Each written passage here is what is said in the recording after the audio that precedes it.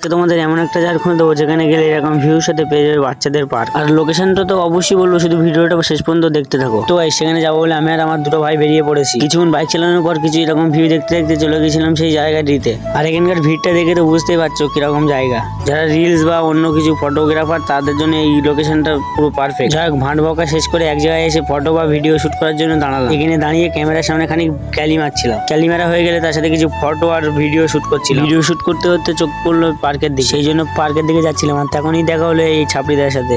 এখানে আসবে ছাপড়ি দেখবে না তা কোনোদিন হয়?